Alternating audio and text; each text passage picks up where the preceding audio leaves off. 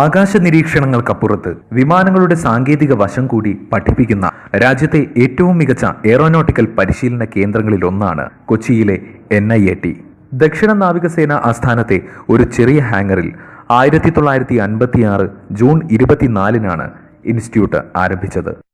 വിജയകരമായ 60 വർഷം പിന്നിട്ട NIATക്ക് എയറോനോട്ടിക്കൽ പരിശീലന രംഗത്ത് രാജ്യത്തെ ആദ്യ സ്ഥാപനങ്ങളിൽ ഒന്നാണെന്നതിനൊപ്പം നാവികസേനയുടെ ഏക കേന്ദ്രം എന്ന ഖ്യാതിയുമുണ്ട്.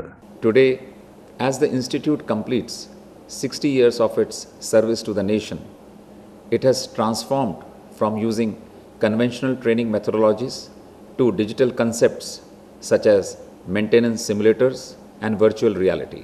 In the years to come, and with the growth of Naval Air Arm, NIAT would find its rightful place amongst the best military aeronautical training institutes in the world. Sealand എയർക്രാഫ്റ്റുകളെക്കുറിച്ച് പരിശീലനം നൽകുകയെന്ന ലക്ഷ്യത്തോടെയാണ് നേവൽ എയർ ടെക്നിക്കൽ സ്കൂൾ എന്ന പേരിൽ ഇങ്ങനെയൊരു സ്ഥാപനം ആരംഭിച്ചത്. ആദ്യ ബാച്ചിൽ പരിശീലനത്തിനു വേണ്ടി എത്തിയത് 6 പേർ മാത്രമായിരുന്നു.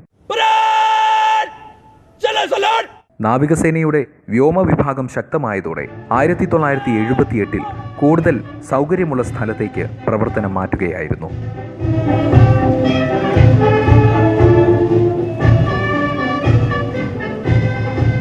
നേവിയിൽ എൻ്റെ ബേസിക് ട്രെയിനിങ് എല്ലാം കഴിഞ്ഞപ്പോൾ എൻ്റെ മുന്നിൽ 3 ഓപ്ഷൻസ് വന്നിരുന്നു. ഒന്നുമില്ലെങ്കിൽ നേവിയിലെ സബ്മറീൻ ആമിലോട്ട് പോകാൻ, അല്ലെങ്കിൽ സർഫേസ് നേവി, അല്ലെങ്കിൽ ഏവിയേഷൻ കേഡർ. നേവിയുടെ ഏവിയേഷൻ കേഡർ എന്ന് പറഞ്ഞാൽ വളരെ അഡ്വാൻസിങ് ആയിട്ടുള്ളൊരു കേഡറാണ്. അപ്പോൾ അതിൻ്റെ ട്രെയിനിങ്ങിനായിട്ട് ഞാൻ വന്നുവിട്ടത് NIATയിലാണ്. ഇവിടുത്തെ ക്ലാസ് റൂം ഇൻസ്ട്രക്ഷൻസും ഫെസിലിറ്റീസും മറ്റു സൗകര്യങ്ങളും എല്ലാം ഒരു നല്ലൊരു ഏവിയേറ്ററെ വാർത്തെടുക്കാൻ സഹായിക്കുന്നതാണ്.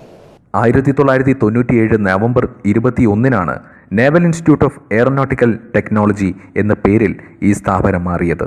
ഇപ്പോൾ പ്രതിവർഷം 3000-ലേറെ സേനാ അംഗങ്ങളാണ് ഇവിടെ നിന്നും പരിശീലനം നേടി പുറത്തിറങ്ങുന്നത്. With a humble beginning of conducting one course for 6 trainees, in last 60 years the institute has grown and is now conducting 400 courses with 3000 trainees passing out from the institute, including international trainees. മികച്ച പരിശീലനം നേടിയ 100-ലേറെ അധ്യാപകരാണ് NIATയുടെ കരുത്ത്. Joseph Martin, Doordarshan news, Kochi.